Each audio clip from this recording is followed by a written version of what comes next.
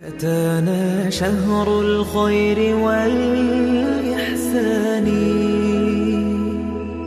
بفضل الله نور في الجنان نصوم نهارنا حبا وشوقا ونرجو العفو من رب الأمان. عزیز دوستو، اسلام کے جو بنیادی عقائد ہیں جن کی بنیاد پر پورے دین اسلام کی عمارت کھڑی ہے، ان میں سے ایک بنیادی عقیدہ آخرت ہے۔ ہم جو کچھ بھی یہاں اعمال کریں گے اور جس طرح کا بھی ہم یہاں وقت گزاریں گے، صبح قیامت اللہ کے حضور ہم حاضر ہوں گے اور ہمیں اس کا حساب دینا ہے۔ قرآن مجید میں جو حساب کا تذکرہ کیا گیا ہے، وہ تذکرہ بڑے انوکھے انداز میں کیا گیا ہے۔ اللہ کریم نے فرمایا فَوَرَبِّكَ لَنَسْأَلَنَّهُمْ أَجْمَعِينَ، محبوب تیرے رب کی قسم، ہم ضرور ان سے حساب لیں گے، ہم ضرور ان سب سے سوال پوچھیں گے۔ اللہ فرماتے ہیں حبیب میں نے ان سب سے سوال پوچھنا ہے۔ کیا پوچھنا ہے؟ اما کانوا یعملون، وہ جو عمل انہوں نے کیے، وہ جو عمل یہ کرتے تھے، اس کے بارے میں ضرور ان سے سوال پوچھنا ہے۔ قیامت والے دن ہر شخص سے سوال کیا جائے گا۔ ثم لتسألن یومئذ عن النعیم، اللہ فرماتا ہے ہر نعمت کے بارے میں میں تم سے پوچھوں گا۔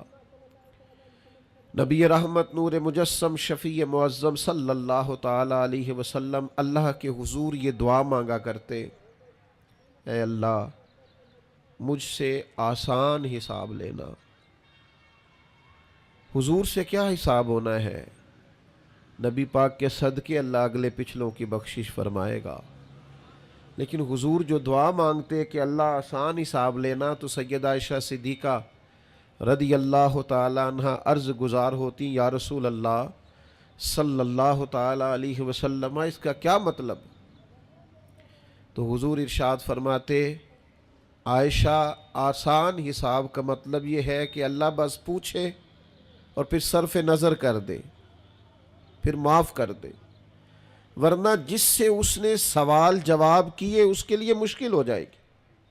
دعا کرو اللہ اپنے فضل سے درگزر فرمائے، ورنہ صبح قیامت سوال دیکھیے نا، اگر قیامت قائم ہی نہ ہو، سوال جواب کا سلسلہ ہی نہ ہو، باز پرس ہی نہ ہو، تو وہ بیچارے غریب، مساکین، مظلوم جنہوں نے زندگی میں ظلم سہے، تکلیفیں برداشت کی، جابروں، ظالموں، وڈیروں، چودھریوں کی تکلیفیں جنہوں نے اپنے وجود پر سہیں، اس امید پر کہ قیامت میں اللہ کے حضور حساب کیا جائے گا، تو اگر یہ حساب بھی نہ ہو، قیامت قائم ہی نہ ہو، تو وہ مظلوم کدھر جائیں گے؟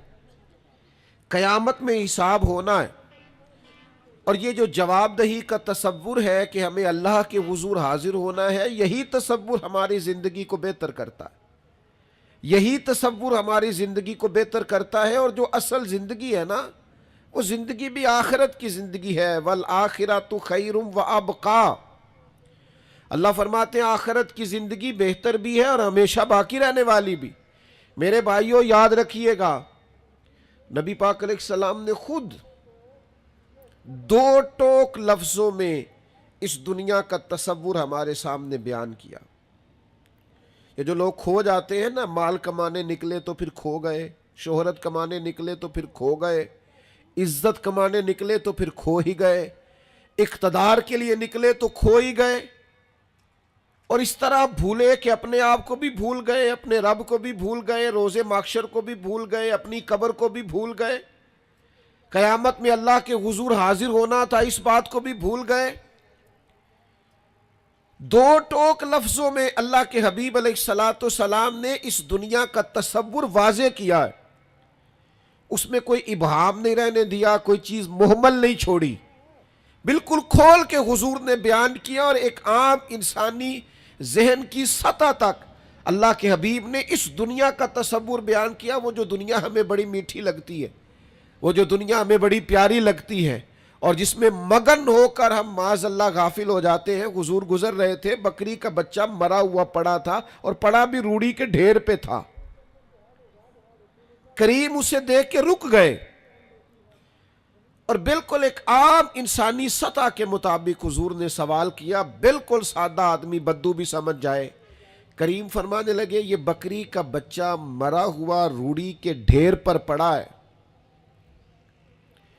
مجھے بتاؤ اس کے مالک کی نظر میں اس کی بھلا کیا قیمت ہوگی؟ عرض کی یا رسول اللہ صلی اللہ علیہ وسلم, جسے روڑی کے ڈھیر پر پھینک دیا گیا ہے اس کی بھلا کیا قدر و منزلت ہو سکتی ہے؟ تو حضور نے فرمایا سنو پھر, اللہ کی نظر میں بھی اگر دنیا کے مال کی قیمت مچھر کے پر کے برابر بھی ہوتی تو اللہ کبھی کافر کو ایک گھونٹ پانی کا نہ دیتا. اس کی کوئی قیمت نہیں دنیا کے مال کی, اس لیے تو کافر کو بھی دیا, اس لیے تو فاسق کو بھی دیا, اس لیے تو ظالم کو بھی دیا. بے ایمان اور بددیانت کے گھر میں بھی بہت سارا مال و دولت ہے, ہاں جس کے ساتھ وہ بھلائی کا ارادہ کرتا ہے اسے اپنے دین کی سمجھ عطا فرماتا ہے. مال بھی ہو, دین کی سمجھ بھی ہو, گھر میں وسعت بھی ہو اور عبادت کا جذبہ بھی ہو, انسان کی تجوری بھری ہوئی بھی ہو اور غریبوں کے لیے اس کا دل بھی کشادہ ہو, اسے اقتدار بھی حاصل ہو اور اس کے سینے میں مظلوم کا درد بھی موجود ہو, تو اب یہ ہے کہ رب کریم نے اس کے ساتھ بھلائی کا ارادہ فرمایا. لیکن اگر یہ کہ فقط دنیا ہی ہو, فقط پیسہ ہی ہو, فقط اقتدار کا لالچ ہی ہو, کھو نہ جائیں یارو, ہم کہیں کھو نہ جائیں. کہیں ایسا نہ ہو کہ کاروبار کی مشقت سجدوں کی لذت لے جائے, کہیں ایسا نہ ہو کہ دولت جمع کرنے کی حرص غریب کا درد ہم سے لے جائے, کہیں ایسا نہ ہو کہ اقتدار کی دوڑ میں ہم کسی مظلوم کی آہ ہی نہ سنیں, ہم کسی کا دکھ ہی نہ بانٹیں. آخرت کا تصور ذہن میں رکھیں. وہ جو قیامت کے دن اللہ کے حضور کھڑے ہونا ہے, وہ جو قیامت میں رب کریم کی بارگاہ میں ہم نے حاضر ہونا ہے, اس حاضری کے تصور کو اور جواب دہی کے تصور کو اپنے ذہن میں لائیں. یاد رکھیے گا 3 چیزوں کے علاوہ ہر چیز کا حساب دینا ہے. ایک سر چھپانے کے لیے جھونپڑی مکان, ایک پہننے کے لیے کپڑا, ایک کمر سیدھی کرنے کے لیے غذا. اس کے علاوہ جو کچھ بھی ہے اس سب کا حساب دینا ہے. نبی رحمت صلی اللہ تعالی علیہ وسلم نے جو حدیث بیان کیا نا حساب کے لیے, آپ یقین کریں پوری روح متوجہ ہو جاتی ہے. انسان کے جتنے لطائف ہیں وہ سارے بیدار ہو جاتے, اس کے باطن کے اندر تک گہرائی تک وہ لفظ اترتے ہیں. میرے کریم فرماتے ہیں رب قیامت کے دن بندوں سے فرمائے گا کیا میں نے تیرے لیے کان اور آنکھیں نہیں بنائی تھی؟ کبھی اندھے سے مل کے دیکھے نا, کبھی بہرے سے بات کر کے دیکھے نا. رب فرمائے گا کیا میں نے تیرے لیے کان اور آنکھیں نہ بنائی تھی؟ اللہ فرمائے گا کیا میں نے تیرے لیے جانوروں کو کھیتوں کو مسخر نہیں کیا تھا؟ ہر جانور پر تو سواری کرتا ہے, جانوروں کے گوشت کھاتا ہے, جانوروں کا دودھ پیتا ہے, کھیت کے اندر ہل چلاتا ہے, اناج ہے, پھل ہیں, سبزیاں ہیں. هو الذی خلق لکم ما فی الارض جمیعا, زمین میں جو کچھ ہے حضرت انسان کے لیے پیدا کیا. اللہ فرمائے گا تیرے لیے کان بنائے, آنکھیں بنائی, تیرے لیے مسخر کیا جانوروں کو, تیرے لیے مسخر کیا کھیتوں کو. پھر رب کہے گا میں نے تجھے خوشحالی دی, میں نے تجھے سرداری دی. پھر اللہ فرمائے گا یہ بتا کیا تجھے مجھ سے ملنے کا یقین نہیں تھا؟ کیا تجھے یہ خبر نہیں تھی کہ تیری رب سے بھی ملاقات ہوگی؟ تجھے اللہ کے حضور بھی حاضر ہونا ہے, تجھے اس کا یقین نہیں تھا؟ اور حدیث پاک کا جو آخری جملہ ہے وہ ہر دل پر دستک دیتا ہے. حضور فرماتے رب فرمائے گا میں بھی آج تجھے اسی طرح ہی فراموش کر دوں گا جس طرح تو نے مجھے بھلا دیا تھا. جا، تو نے اگر مجھے بھلا دیا تھا آج میں نے بھی تجھے فراموش کیا. دعا کرو ہمارے ساتھ یہ سلوک نہ ہو. ہم تو مالک کے کرم کی امید پر ہی قبر میں جائیں گے، اس کی رحمت کی امید پر ہی میدان محشر میں کھڑے ہوں گے. باقی پتہ سارا ہے سردار نو کیتیاں دا، ایدہ پردہ پایا ہی تیرا پلا ہو سی. خبر تو ساری ہے، پتہ تو سارا ہے، علم تو سارا ہے.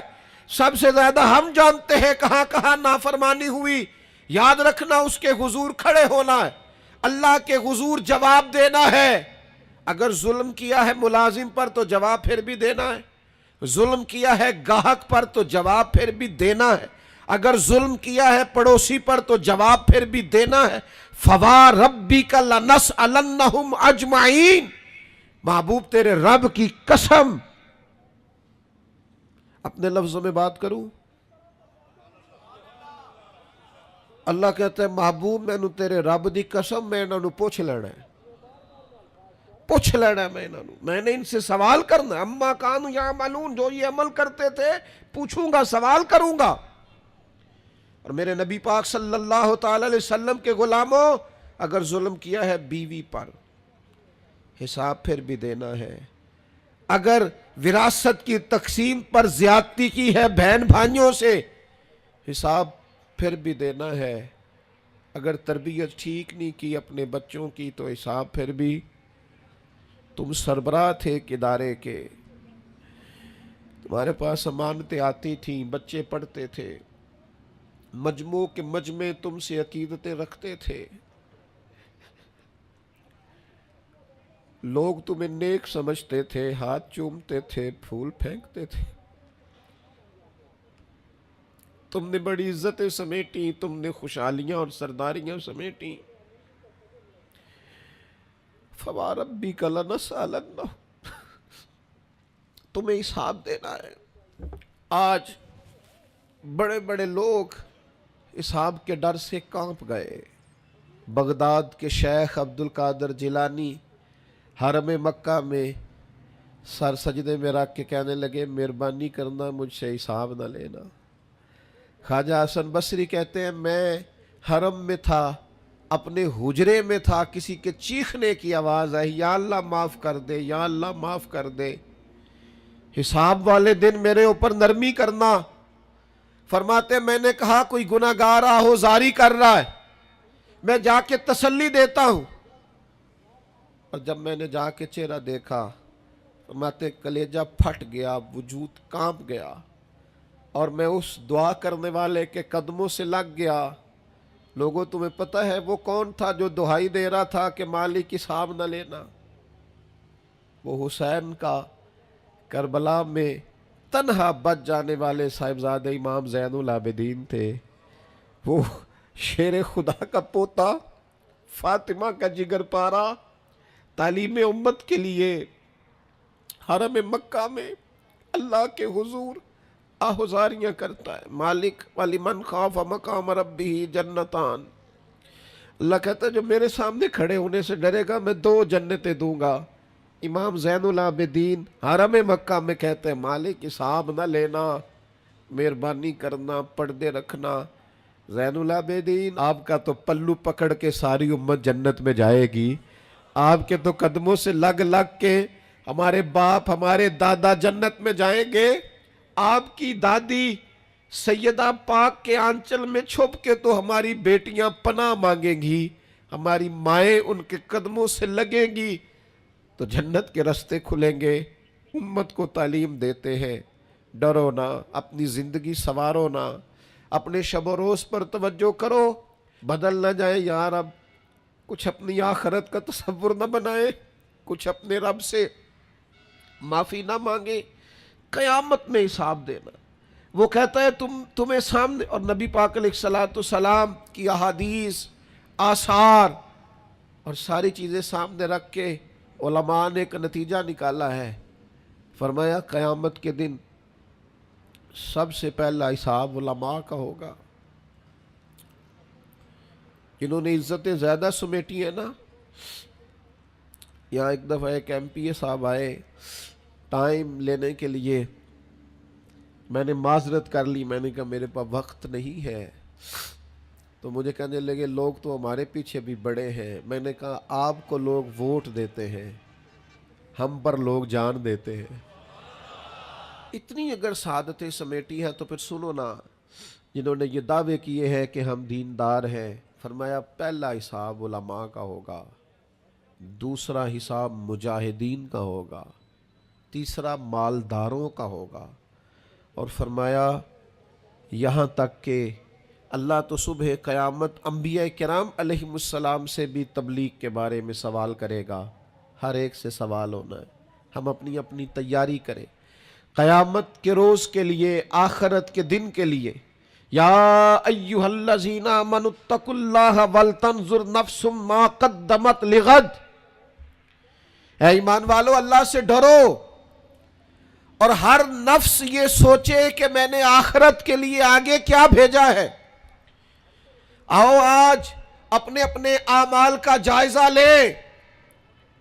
ہمارے لیے آج شام کھانے میں کیا ہے یہ سب کو پتا ہے. اس ماہ میرے گھر میں کیا آمدن ہے، کیا خرچ ہے، یہ سب کو پتا ہے. لیکن رب کہتا ہے وَلْتَنْظُرْ نَفْسٌ مَا قَدَّمَتْ لِغَدٍ.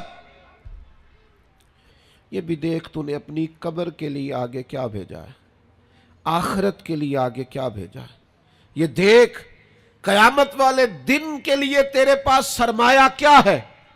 وہاں جب اللہ کے حضور حاضر ہونا ہے تیرے پاس پیش کرنے کو کیا ہے.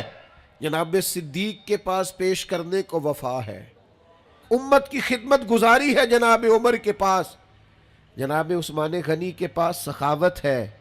مولا علی نے ہر میدان میں تلوار چلا کے اسلام کا جھنڈا بلند کیا ہے. حسین ابن علی نے سر دے کر اللہ کے حضور نظر پیش کی ہے. میں بھی سوچوں نا یار، آپ بھی سوچے نا، نعمتوں کی بہتات کتنی. ہماری بھری ہوئی تجوریاں، ہمارے آنگن میں کھیلتی ہماری اولادیں، ہمارے ارد گرد ہمارے دوستوں کی لائنیں، ہمارے دسترخوان پر بچھی ہوئی نعمتیں، ہمارا تندرست وجود، ہماری بولتی زبان، ہماری دیکھتی آنکھیں، ہمارے سنتے کان، ہماری سانس لیتی روح. اس سارے وجود سے ہم نے کیا اکٹھا کر کے اپنی آخرت کے لیے بھیجا ہے. صبح قیامت کے لیے ہم نے سامان کیا کیا ہے. اللہ کے حضور جب ہمیں جواب دینا ہے تو ہمارے دامن میں کیا ہے، کیا پیش کرنا ہے. آج اپنے دل سے، اپنی روح سے یہ سوال ہمیں ضرور کرنا ہے، اور ایک بار نہیں 100 بار کرنا ہے، اور بار بار کرنا ہے. نبی پاک صلی اللہ تعالی علیہ وسلم نے ارشاد فرمایا ہے، حضور فرماتے 5 سوال پوچھے گا رب قیامت کے دن، اور جب تک تم ان سوالوں کے جواب نہیں دو گے تمہیں ہلنے نہیں دیا جائے گا. ایک یہ پوچھا جائے گا عمر کہاں گزری، سارا وقت ضائع ہو گیا موبائل پہ، سارا ٹائم ضائع ہو گیا خوش گپیوں میں، شغل میلہ، آنا جانا، عمر ساری قیمتی وقت ضائع کر دیا. اور پھر ایک سوال، اسی سوال سے متعلقہ دوسرا ہوگا جوانی کہاں گزاری، وہ ساری کھیل کود میں گزر گئی، لہو و لعب میں گزر گئی، گیموں میں گزر گئی. یہ سوال ہوگا. اور تیسرا سوال رب پوچھے گا بتاؤ نا مال کہاں سے کمایا، ذرائع آمدن بتاؤ. دنیا میں تو تم نے دھول جھونک لی، جہاں دھونکنی تھی یہاں بتاؤ کہاں سے کمایا، اور کما کر بھی تم مالک نہیں ہوئے. چوتھا سوال یہ پوچھا جائے گا بتاؤ مال خرچ کہاں کیا. اور میرے نبی پاک فرماتے ہیں 5واں سوال یہ ہوگا، یہ بتاؤ اپنے علم پر عمل کتنا کیا. لیکچر دینا آسان ہے، تقریر کرنا آسان ہے، واعظ کرنا آسان ہے، سمجھانا آسان ہے، فیس بک پر اچھی نصیحت لکھ دینا آسان ہے، روز صبح واٹس ایپ پہ سب کو بہترین نصیحتیں بھیجنا آسان ہے. لیکن قیامت کے سوالوں میں سے ایک معتبر سوال ہے، بخاری میں موجود ہے. 5 سوالوں میں سے آخری سوال یہ ہے کہ جو تم جانتے تھے، جس کا تمہیں علم تھا، جو تم نے سیکھا تھا، جو تم نے پڑھا تھا، اس پر تمہارا عمل کتنا تھا. کس کو نہیں پتا نماز فرض ہے، کس کو نہیں پتا والدین کی خدمت کرنا ضروری ہے، حلال حرام کی تمیز سے کون آگاہ نہیں ہے، کون نہیں جانتا کہ میرا رویہ تلخ ہے، لوگوں کو تکلیف دیتا ہے، کون نہیں سمجھتا کہ میری فلاں فلاں چیز کی وجہ سے فلاں فلاں لوگ تڑپتے ہیں، سسکتے ہیں، روتے ہیں؟ بہت ساروں کو پتہ ہے کہ میری بیوی، میرے بچے، یہ کچھ عورتوں کو پتہ ہے میرا شوہر، میرے خاندان والے میری وجہ سے تکلیف میں، بہت سو کو پتہ ہے میری وجہ سے میرے پڑوسی تکلیف میں، بہت سو کو پتہ ہے میری وجہ سے میرے ملازم تکلیف میں ہیں۔ تم سے پوچھا جائے گا آپ نے علم پر کتنا عمل کیا؟ وہ جو تم جانتے تھے، جتنا تمہیں شعور تھا، آج پوری امت مسلمہ میں کیا ہو رہا ہے؟ تقریریں، واعظ و نصیحت، فقط واعظ و نصیحت۔ اقبال کہتے ہیں مسجد تو بنا دی شب بھر میں ایمان کی حرارت والوں نے، اور یہ دیکھنا کیا کہتے ہیں من اپنا پرانا پاپی تھا، برسوں میں نمازی بن نہ سکا۔ اور اقبال بڑا اپدیشک ہے، من باتوں میں موہ لیتا ہے، بڑی سونی باتیں کرنی آتی ہے ہمیں۔ اقبال بڑا اپدیشک ہے، یہ من باتوں میں موہ لیتا ہے، پر گفتار کا قاضی ہے یہ بنا، کردار کا غازی بن نہ سکا۔ گفتار کا قاضی غازی بننا آسان ہے، لیکن اپنے عمل میں نکھار لانا، ہاں۔ سب سے پہلے دو چیزوں کا حساب ہونا قیامت میں، یاد رکھیے گا۔ اعمال میں سب سے پہلے نماز کا حساب ہوگا۔ حضور نے فرمایا کافر اور مومن کے بیچ فرق ہی نماز کا ہے۔ اور حقوق العباد میں سب سے پہلے قتل کا حساب ہوگا۔ یہ دو حساب سب سے پہلے، اور کچھ لوگ ایسے بھی ہوں گے جن کا حساب آسان ہوگا۔ نبی پاک علیہ السلام نے وہ 3 لوگ بھی بتائے ہیں جن سے میرا مالک آسان حساب لے گا۔ یا رسول اللہ کون کون سے؟ حضور نے فرمایا جس سے لوگ توڑتے تھے پر وہ جوڑتا تھا، رب آسان حساب لے گا۔ اور کریم فرماتے ہیں، یہ آپ نے بھولنے نہیں، یہ لب لباب ہے ساری گفتگو کا، یاد رکھ۔ فرمایا جو تجھے محروم کرے اسے عطا کر، جو تجھ سے توڑے تو اس سے جوڑ، اور جو تجھ سے زیادتی کرے تو اسے معاف کر دے۔ اللہ قیامت میں تجھ سے آسان حساب لے گا، اللہ تیرے لیے قیامت میں آسانی پیدا کر دے گا۔ میرے بھائیوں، ایک اور بندہ بھی ہے جس سے قیامت میں بڑا آسان حساب ہوگا۔ کریم محبوب علیہ السلام نے فرمایا جس کے سینے میں حسد نہیں نہ ہوتا، جس کے دل میں بغض نہیں ہوتا، جس کے دل میں کینہ نہیں ہوتا، سانو تخت ہزارے دی لوڑ کیے، وہ اسی کسے دے کچھ بھی نہیں لگ دے، نہ کوئی ساڈا دردی۔ وہ جو سینہ بالکل، جن کا سینہ بے کینہ ہوتا ہے نا، کشادہ دل، سب کے لیے پیار، سب کے لیے محبت، سب کے لیے وارفتگی، ہر ایک، سارے سمجھتے ہیں مجھ سے ہی پیار زیادہ ہے، سینہ کشادہ ہے، دل بڑا ہے۔ فرمایا جن کے سینے کشادہ ہوں گے، بغض سے، عداوت سے، حسد سے، کینے سے پاک ہوں گے، اللہ قیامت میں آسان حساب لے گا۔ اچھا، میرا وجدان کہتا ہے کہ میرے نبی پاک کے پاک لفظوں کا معنی یہ ہے قیامت میں رب ان سے فرمائے گا جاؤ میں نے تمہیں معاف کیا۔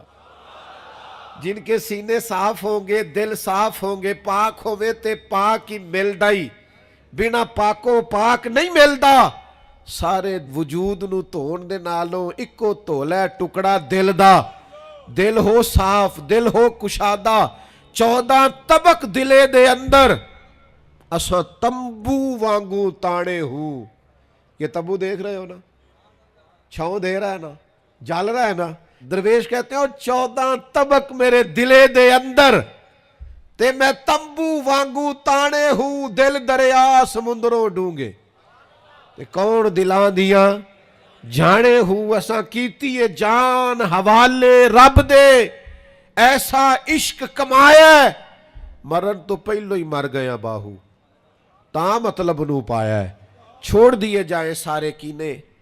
جب قیامت میں اللہ کے حضور حاضری کا ڈر ہو نا، تو پھر نہ بندہ بددیانت نہیں ہوتا، بے ایمان نہیں ہوتا، لاکھوں کروڑوں اربوں بھی آئیں تو کبھی بھی اس کی رال نہیں ٹپکتی، کبھی بھی اس کا دل للچاتا نہیں۔ اور اگر لوگ بددیانت ہو جائیں تو چوری ککھ دیوی تے چوری لاکھ دیوی، پھر لوگ 1 روپیہ بھی نہیں چھوڑتے، پھر ذرا سی بات پہ بددیانت ہوتے ہیں۔ صحیح بخاری مسلم میں حدیث ہے، نبی پاک علیہ السلام فرماتے ایک شخص نے زمین بیچی، دوسرے نے خرید لی، جب وہ خریدنے والے نے اسے کھودا تو اندر سے خزانہ نکل آیا، مجھے بتاؤ خزانہ نکلے تو لوگ چھپاتے نہیں پھرتے، لوگ تہ کے اندر نہیں لے کے جاتے، وہ خزانہ نکل آیا۔ اس نے کیا کیا، وہ لے کے اس شخص کے پاس چلا گیا جس سے اس نے زمین خریدی تھی، کہنے لگا یار تیری زمین سے خزانہ نکل آیا، میں نے زمین خریدی تھی، خزانہ تو نہیں نہ خریدا تھا۔ یہ ذرا دیانت کا عروج دیکھو، تقوی کا نور دیکھو، یہ دیکھو باطن کیسے تھے لوگوں کے، اربوں کروڑوں روپیہ یہ حضور بیان فرما رہے ہیں، بخاری مسلم میں موجود ہے۔ کریم فرماتے ہیں اس شخص نے جا کے کہا بھئی میں نے زمین خریدی تھی، خزانہ نہیں خریدا تھا، لہذا یہ تیرا ہے۔ وہ بھی رب کا بندہ تھا، کہنے لگا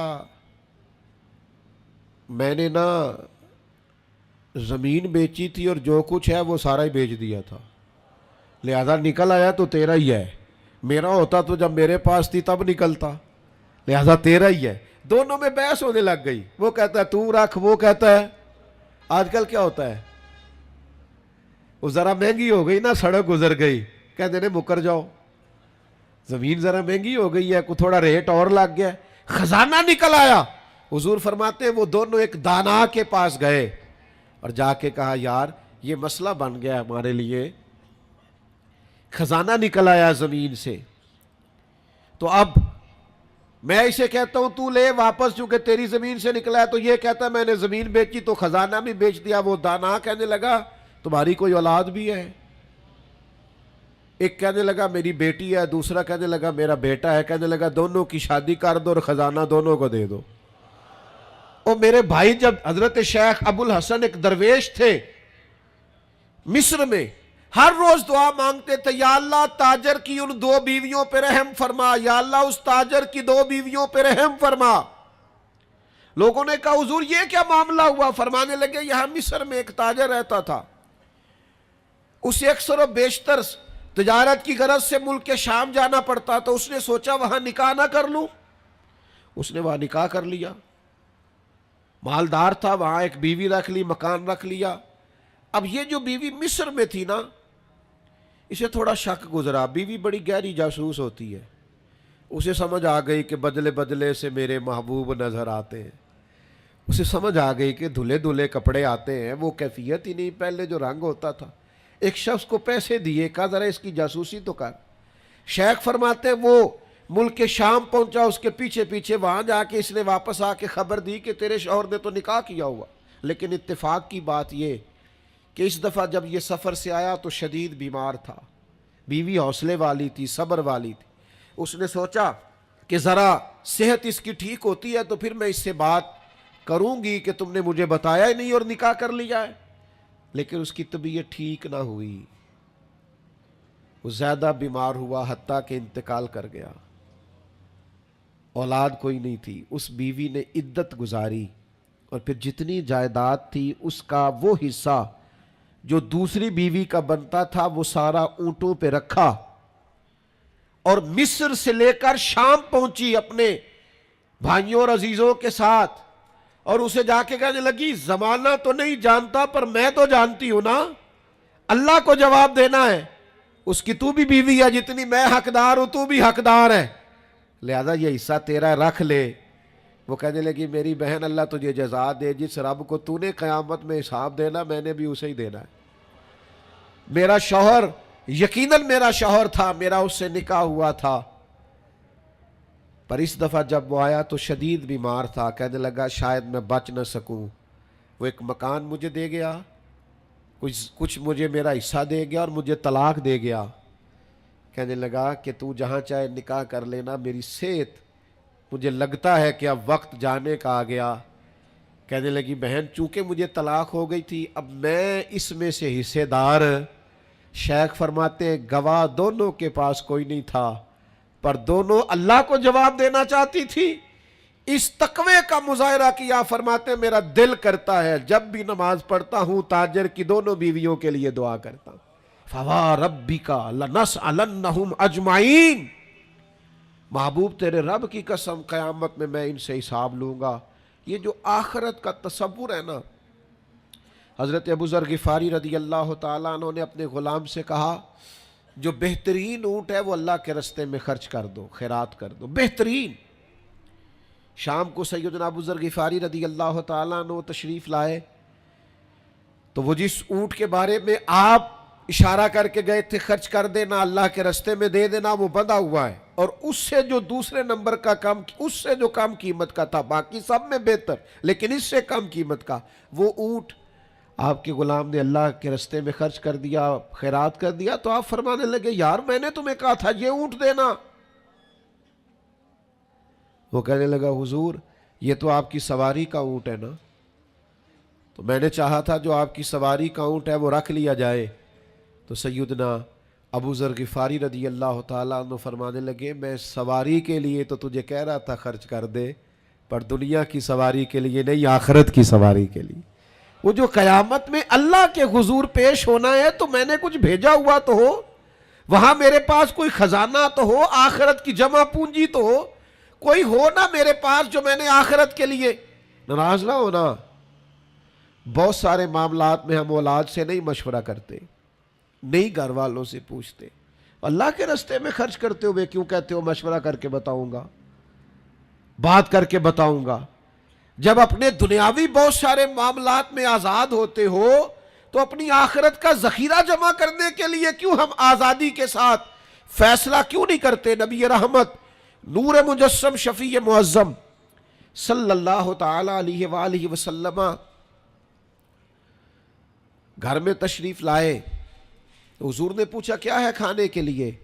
عرض کی حضور ایک بکری ذبح کی تھی، ساری بانٹ دی ہے، ایک دستی بچی ہے، ایک ٹانگ کی دستی کا کچھ حصہ بچا ہے۔ تو حضور نے فرمایا نہیں، جو تم نے بانٹ دیا ہے وہ سارا ہی بچ گیا ہے۔ کیوں؟ وہ آخرت کے لیے جمع ہو گیا ہے، وہ سارا بچ گیا۔ یہ جو تم نے کہا ہے نا یہ بچی ہے، یہ نہیں بچی، بچا تو وہ سارا ہے جو راہ خدا میں بانٹ دیا گیا۔ میرے عزیزو، اتنا بڑا مجمع ہے، ہزاروں کی تعداد میں آپ لوگ تشریف لائے ہیں، میں عاجز آدمی، آپ سب سے زیادہ گناہگار، صرف ایک پیغام دینا چاہتا ہوں، اللہ کے سامنے ہم نے کھڑے ہونا ہے، اپنی آخرت کی تیاری کریں۔ میں بھی آج نئے سرے سے اپنی زندگی پر غور کروں گا، آپ بھی نئے سرے سے اپنی زندگی پر غور کریں۔ میں بھی آج اللہ کے حضور صدق کے دل سے معافی مانگوں، ہم سب اللہ کے حضور حاضر ہیں، جمعہ پڑھنے آئے ہیں، معافی مانگے، سارے اپنے رب کی بارگاہ میں عرض گزار ہوں کہ ہمارا مالک ہمارے اوپر فضل کرے اور ہمیں ایسی توفیق دے کہ ہم اپنی آخرت کے لیے کوئی ذخیرہ کر سکیں۔ آخرت کی فکر بڑی اہم چیز ہے۔ آخرت کی وہ کچھ لوگ کہتے ہیں نا فکر نہ کرو، فکر نہ کرو، فکر نہ کرو، سارے دوست یہی کہتے ہیں، آپ میرے قریبی ہیں، میں آپ سے کہتا ہوں فکر کرو، فکر کرو، فکر کرو، پر اپنی آخرت کی فکر کرو۔ 2-2.5 سال ظاہری طور پر عمر کم تھی حضرت صدیق اکبر کی نبی پاک سے، لیکن ایک دن حضرت صدیق اکبر نے عرض کی یا رسول اللہ صلی اللہ تعالی علیہ وسلم، میں دیکھ رہا ہوں آپ پر تو بڑھاپا آ گیا ہے، بال مبارک سفید ہو رہے ہیں۔ تو حضور فرمانے لگے سورہ ہود، سورہ واقعہ، سورہ مرسلات، فرمایا اس طرح کی صورتوں نے مجھے بوڑھا کر دیا۔ کیوں؟ ان میں قیامت کا ذکر ہے، ان میں آخرت کا ذکر ہے، اللہ کے حضور حاضری کا ذکر۔ ان صورتوں نے، ان کی فکر نے، حضور فرماتے ہیں، یہ ترمذی شریف میں موجود ہے، مجھے بوڑھا کر دیا ہے۔ ہم بھی بوڑھے ہو گئے ہیں پر اولاد کی فکر میں، ہم بھی بوڑھے ہو گئے ہیں مال کی فکر میں، ہمیں بھی کچھ تھوڑی فکر کرنی چاہیے آخرت کی۔ آج سے تیاری شروع کریں، ابھی سے اپنی آخرت کے لیے غور و فکر شروع کریں۔ ایک بات عرض کر، آخرت کی فکر ہونا تو پھر بندہ بندوں کے معاملے میں بھی محتاط ہوتا ہے، بلا وجہ الزام نہیں لگاتا، بلا وجہ بدنام نہیں کرتا۔ میں نے آج آپ کی خدمت میں اس جمعے میں ایک خاص اپنے دل کا درد رکھنا ہے، کسی کے بارے میں بھی پروپیگنڈا چھوڑ دیں، کسی شخص کے بارے میں بھی غلط بات کرنی چھوڑ دیں، پڑوسی، دوست، احباب، محلے دار، جس کے بارے میں حقائق کا نہیں پتہ، اس کے بارے میں ہمیں اللہ کے حضور حاضر ہونا ہے، جواب دینا ہے۔ کوئی بھی کسی بھی کی عزت پر ہاتھ ڈالنا چھوڑ دے۔ اسلام میں چور کی سزا ہاتھ کاٹنا ہے، لیکن اسلام پہلے غور کرتا ہے چوری کیوں کی، اسباب کیا بنے۔ حضرت عباد بن شرجیل رضی اللہ تعالیٰ عنہ کہتے ہیں میں نے اپنے پڑوسی کی باغ سے کچھ پھل لے لیے تھے، کچھ کھا لیے تھے، کچھ میں نے اپنی چادر کے پلو میں چھپا لیے۔ ابن ماجہ میں موجود ہے، مسند احمد میں موجود ہے، دیگر کئی کتب احادیث میں موجود ہے۔ فرماتے اس نے مجھے پکڑ لیا، حضور کی بارگاہ میں لے گیا، تو نبی کریم نے مجھ سے فرمایا کیوں چوری کی؟ بات کو سمجھنا۔ عرض کی حضور بچے بھوکے تھے، تکلیف میں آ گیا۔ اب پتہ اس چوری کے لیے حضور نے کیا فیصلہ کیا؟ نبی پاک اس کے پڑوسی سے فرمانے لگے جب بھوکا تھا تم نے روٹی کیوں نہیں دی؟ جب یہ جاہل تھا علم کیوں نہیں دیا؟ اور فرماتے ہیں میری سزا حضور نے یہ سنائی کہ ایک اونٹ بھر کے مال کا مجھے دیا گیا۔ دوستو الزام تو لگا دیتے ہو کہ فلاں غریب آدمی بار بار مانگتا ہے، فلاں بار بار ستاتا ہے، فلاں قرض مانگتا ہے۔ اپنی آخرت سے ڈرے، دیکھے تو صحیح لوگ مجبور کیوں ہیں، تنگ دست کیوں ہیں، پریشان کیوں ہیں۔ اس جگہ پر جائیں، الجھے الجھے بکھرے بکھرے روز و شب، پوچھے گا کون؟ لوگ تیرا جرم پوچھیں گے، سبب پوچھے گا کون؟ لوگ پوچھتے ہی نہیں، توجہ ہی نہیں کرتے کہ جرم کیوں ہوا، اس کی نوعیت تک لوگ جاتے ہی نہیں۔ خدا را اللہ سے ڈرے۔ آج میری آپ سے نصیحت ہے، آپ کو نصیحت ہے اور میری اپیل ہے، آپ مجھ سے محبت کرتے ہیں، اتنی بڑی تعداد میں آئے ہیں اور میرے پاس کوئی لفظ نہیں ہے میں آپ کا شکریہ ادا کروں، پھر آپ کو جگہ نہیں دے سکا، پھر آج ڈر رہا ہوں کہ یار اس پیار سے لوگ آئے اور پھر ہم نے آپ کو پھوڑ پہ بٹھا ڈالا۔ آپ سے اپیل کرتا ہوں کسی کے بارے میں بدگمانی کرنا، برا سوچنا، الزام لگانا، غیبت کرنا، بغیر دلیل کے کسی کے بارے میں بات کرنا، آج رمضان کا پہلا جمعہ ہے، آج ہم نے چھوڑ کے پھینک کے جانا ہے۔ ہم سینے کشادہ کریں گے، اللہ کے بندوں کے بارے میں دل صاف رکھیں گے، انشاءاللہ تعالی اچھے گمان کریں گے، اچھی سوچیں پیدا کریں گے، صبح قیامت اللہ کے حضور حاضری کا تصور پیدا کریں گے، اپنے دلوں میں نفرتوں کو نکال کے محبتوں کو جگہ دیں گے، پیار بانٹیں گے، خلوص ہوگا، محبت ہوگی۔